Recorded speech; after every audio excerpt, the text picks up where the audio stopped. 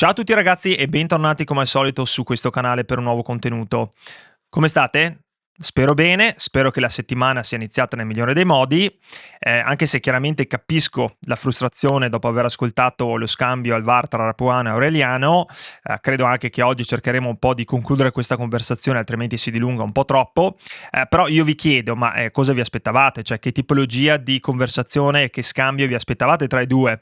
Soprattutto dopo aver visto gli errori che hanno commesso, cioè, non lo so. Comunque, prima di entrare nel dettaglio di questo e anche delle altre cose che dobbiamo parlare in questo nuovo contenuto, vi chiedo come al solito di iscrivervi al canale. Vi ricordo che è completamente gratuito e mi sembra una cosa importante da ripetere, ma soprattutto ragazzi lasciate un mi piace e commentate. L'obiettivo di questo canale è chiaramente quello di creare una community, quindi vorrei vedere sempre più commenti e credo che bisogna metterci l'obiettivo di almeno 10 per contenuto, così almeno riusciamo a confrontarci. Comunque dai, la Juventus è stata penalizzata contro il Verona, questo ormai lo sanno tutti, lo sanno anche le pietre, e a chi dice sì, però contro una squadra che lotterà per la salvezza come Verona la Juventus deve vincere nonostante gli episodi, io non ci sto, dico di no, perché in realtà il calcio, per chi lo segue come noi, è uno sport completamente episodico, cioè gli episodi in tante partite possono andare da una parte all'altra e poi fanno vincere o perdere non solo le partite ma anche gli scudetti. Quindi dico questo: giocare in 11 contro 10 sull'1-0 o giocare in 11 contro 11 sull'1-1, mi sembra che cambi parecchio. Stiamo parlando di due partite completamente differenti, indipendentemente dalla prestazione. La prestazione conta veramente nulla, perché quello è il discorso che fanno i tifosi di altre squadre, ma voi dovevate, non c'entra nulla. Quando gli episodi sono a favore vanno fischiati e la partita molto spesso va nella direzione di chi ha quegli episodi a favore. Comunque, detto questo, credo che bisogni andare avanti. Non possiamo passare una settimana a parlare sempre di VAR e solo di situazioni arbitrali. Ha parlato Tudor, ha parlato Rocchi, hanno parlato i tifosi. Adesso credo che bisogna andare avanti e parlare di quello che ci aspetta sabato, che è l'Atalanta. Comunque ragazzi, io l'ho detto anche in passato negli ultimi video, questa è un'opinione personale chiaramente, quindi ditemi la vostra, però io non sono convinto e ho tanti dubbi su Ivan Juric. Me lo ricordo a Verona, io dei dubbi ce l'ho, anche perché ha uno storico recente abbastanza disastroso. Credo anche che il 3-0 rifilato del Torino sia abbastanza, non voglio dire bugiardo, ma racconti delle mezze verità, perché in realtà quei 3 gol vengono fatti in praticamente 8 minuti nel primo tempo, quando il Toro ha completamente un blackout, anche perché fino a quel momento l'Atalanta non aveva giocato benissimo e il Toro invece stava anche giocando, non aveva demeritato, diciamola così.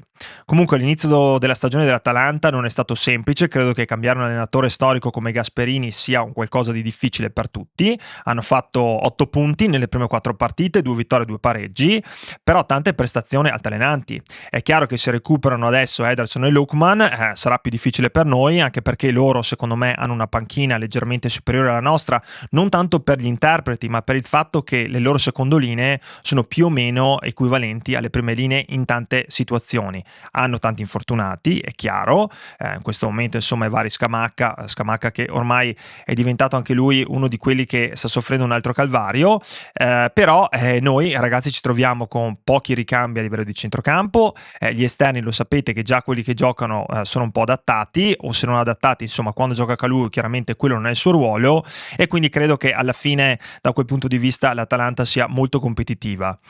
Una cosa comunque mi sembra abbastanza certa, che non possiamo permetterci, come abbiamo fatto nelle ultime uscite, di avere un primo tempo così insomma apatico, perché i primi tempi della Juventus sono stati veramente insufficienti, direi praticamente tutti, cioè bisogna essere anche abbastanza onesti.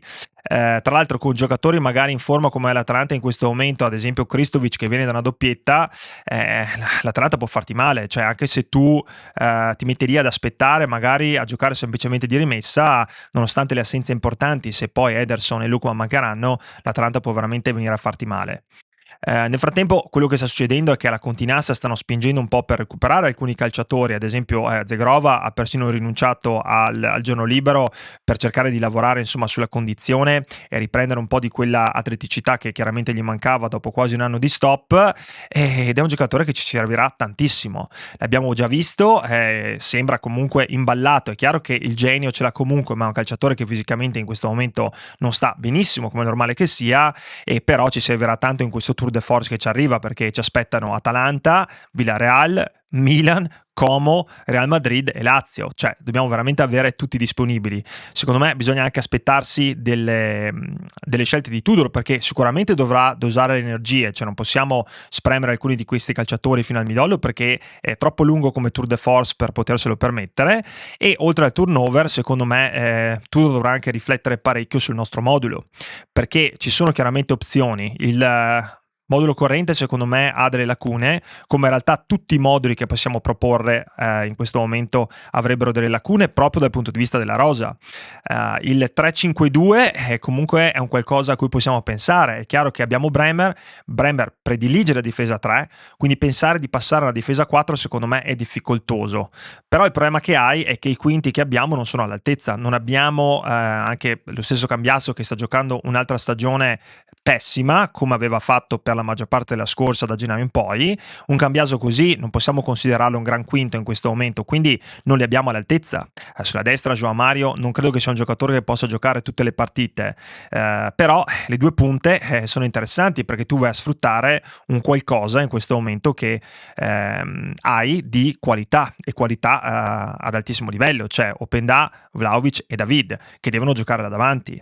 Il 4-3-3 può essere un'opzione, però a 4 vai chiaramente a perdere un po' l'efficacia di quello che è Bremer, che come ripeto è un calciatore che si trova chiaramente molto più a suo agio con la difesa 3, però a centrocampo ti mancano sempre ricambi, perché se metti 3 centrocampisti puri e dopo ti guardi intorno e alla fine hai non solo seconde scelte ma anche forse terze e quarte, poi ti manca un play, cioè tu non è un playmaker, cioè se quello centrale diventa Locatelli questo diventa un problema abbastanza grosso. Davanti se giochi con 3 devi stare attento, perché abbiamo visto che Ildiz se gioca alla Chiesa, cioè con i piedi sulla linea del fallo laterale come faceva con Motta, perde di tanta efficacia perché non è così coinvolto nel gioco e deve stare più vicino alla porta e soprattutto più vicino proprio a dove il gioco si sviluppa. Quindi io credo che con questo parco attaccanti insomma dovremo seriamente provare a giocare almeno con 2 punte in alcune partite e probabilmente utilizzare Ildiz come giocatore che gioca un po' da numero 10, come si faceva una volta, dietro le punte, per riuscire a svariare, ma soprattutto per non perdere la sua efficacia, perché secondo me metterlo troppo laterale dovrebbe essere un problema. Chiaramente noi siamo qua a fare congetture, a fare discorsi, a pensare a come Tudor potrebbe giocare. In realtà non siamo noi gli allenatori, però qua è normale che ne discutiamo, altrimenti cosa ci facciamo? Però bisogna dire una cosa, fino ad ora la Juventus non ha convinto, cioè i risultati a parte, abbiamo 10 punti, siamo contenti, ci mancherebbe, e supportiamo Tudor e la squadra, questa non è una critica a Tudor, ci mancherebbe pure. Io sono completamente contrario a chi critica già dopo 4-5 partite, non siamo qua a criticare, però non abbiamo convinto, questa è la realtà. Abbiamo subito tanti gol, anche le partite vinte insomma non sono fortuite, però non abbiamo proposto un calcio di qualità e soprattutto non siamo stati continui nella prestazione. Quindi qualcosa Tudor dovrà cambiarlo, dovrà comunque dimostrarci che ha le idee chiare e che sa prendere in mano questa squadra per portarla ad affrontare questa stagione che sarà ricca di insidie. Cioè, vi ripeto, queste 6 partite che ci aspettano, insomma, queste possono determinare parecchio, soprattutto in Champions League, nel senso, dopo il pareggio iniziale, se tu non vinci contro il Villarreal, anche perché sai che dopo la partita con il Real Madrid è difficilissima e insomma, non pensare di fare il risultato con il Real, insomma, è un qualcosa che devi ambirci, però se tu dovessi fare un risultato negativo contro il Real ci può anche stare nell'economia di una Champions League, però dopo le partite rimanenti sono 5 dopo queste 3, quindi devi iniziare un po' a mettere in saccoccia qualche punto. Comunque vediamo cosa farà Tudor. Nel frattempo io, prima di chiudere questo contenuto, vorrei mandare un grosso abbraccio a Giovanni Leoni, che purtroppo si è infortunato all'esordio con il Liverpool nella partita di Coppa e ha riportato un brutto infortunio, come era successo a Bremer, come era successo a Cabale, e quindi sono i crociati.